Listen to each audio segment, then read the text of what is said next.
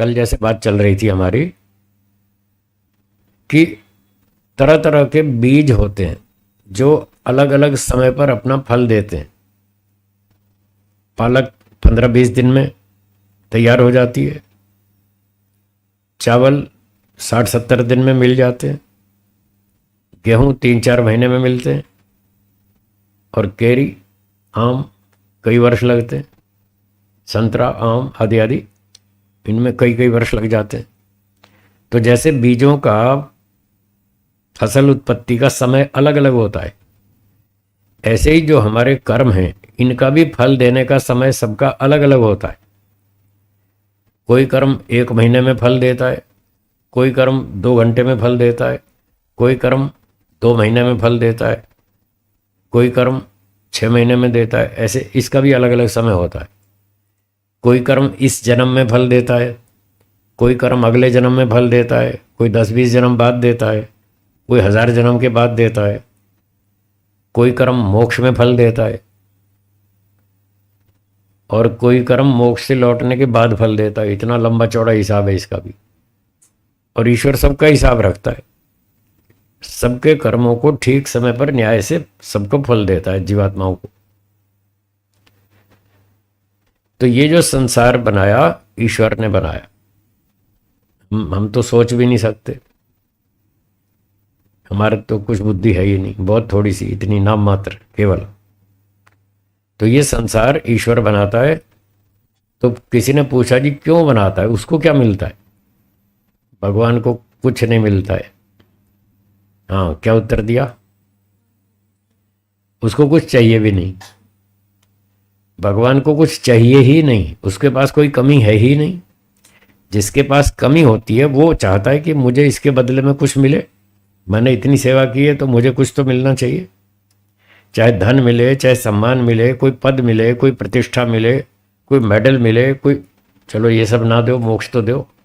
या तो मोक्ष मिले या तो कुछ तो मिले ना। कोई भी जीवात्मा ऐसे मुफ्त में काम नहीं करता। क्या बोला, दोहराइए।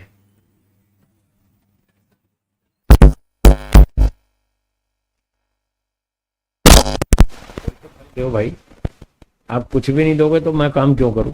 मेरे को भी फालतू थोड़ी बैठा हूं, मेरे पास और 20 काम है, मैं क्यों करूं? फ्री में काम नहीं करूंगा, कुछ ना कुछ तो मिलना चाहिए। या तो संसार का सुख दो या मोक्ष दो, कुछ तो दो। अगर आत्मा को संसार का सुख भी ना दिया जाए और मोक्ष भी ना दिया जाए तो वो काम नहीं करेगा, बिल्कुल नहीं करेगा। इसलिए कभी कभी लोग कहते हैं कर्म किए जा फल की इच्छा मत कर रे इंसान। ये सब झूठ है।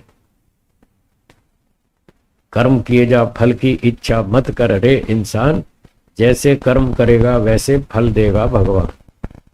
ये है गीता का ज्ञान। कोई फिल्मी गाना था, ये बहुत पुराना, कभी सुना था।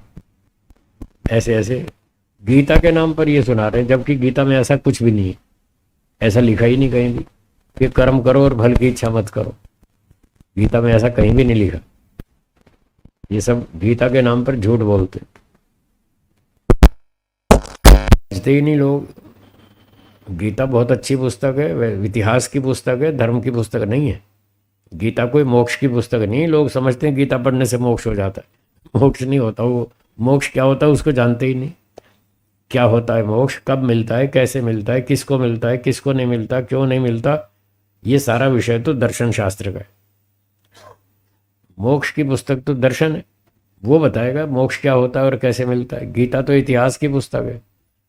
इतिहास जानना हो तो गीता पढ़ो। कौरवों पांडवों का युद्ध हुआ कुरुक्षेत्र में, वो इतिहास की बातें। इतिहास जानना हो तो गीता पढ़ो, और अध्यात्म को जानना हो तो दर्शन पढ़ो, उपनिषद पढ़ो, वेद पढ़ो, मनुस्मृति पढ़ो।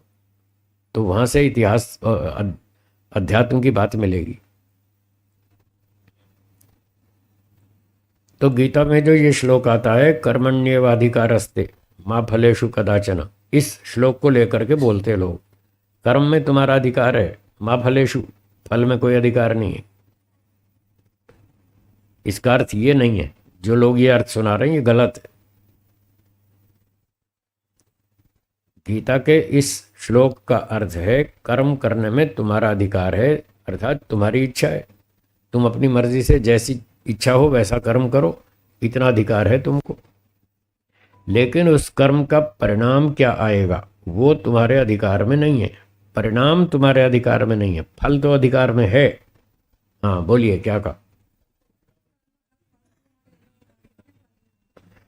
परिणाम आपके अधिकार में नहीं है, फल तो आपके अधिकार में है। एक विद्यार्थी को कहो साल भर पढ़ाई करो, परीक्षा दो, नंबर प्राप्ति में तुम्हारा कोई अधिकार नहीं है, नंबर तुम्हें कुछ नहीं मिलेंगे, बोलो पढ़ेगा? परीक्षा देगा? क्यों देगा? जब आप नंबर ही नहीं दोगे तो हम पढ़ेंगे क्यों, परीक्षा क्यों देंगे? आप पूछ के देख लो अपने बच्चों को, पढ़ाई करो साल भर, परीक्षा भी दो और कोई मेडल इनाम कुछ नहीं मिलेगा तो क्यों क्यों पढ़ेगा? देखो मना कर रहा है वो, ये बैठा बच्चा मना कर रहा है नहीं पढ़ेंगे हम जब इनाम ही नहीं मिलेगा तो क्यों पढ़ेंगे? एक टीचर से कहो साल भर कक्षा में बच्चों को पढ़ाओ स्कूल में और वेतन की इच्छा मत करना, बोलो पढ़ाएगा? नहीं पढ़ाएगा। फल तो पहले चाहिए, कर्म तो बाद में करेंगे, पहले फल बताओ, फल क्या दोगे? फल समझ में आएगा तो काम करेंगे, नहीं तो नहीं करेंगे।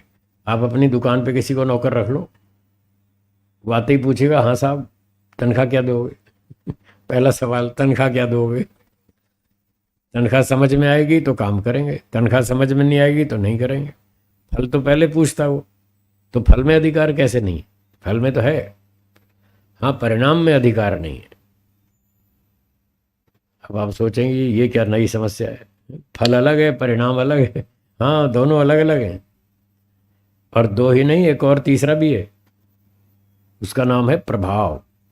क्या है? तीन कर्म करने के बाद तीन प्रतिक्रियाएं होती हैं कर्म की। कितनी?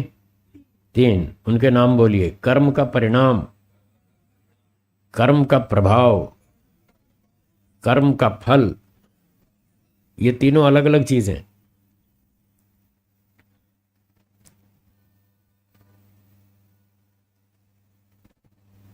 एक बच्चे ने, थोड़ा शरारती बच्चा था, गार्डन में खेलते रहते हैं बच्चे, तो उन सारे बच्चों में से एक शरारती था, उसको थोड़ा शरारत सूझी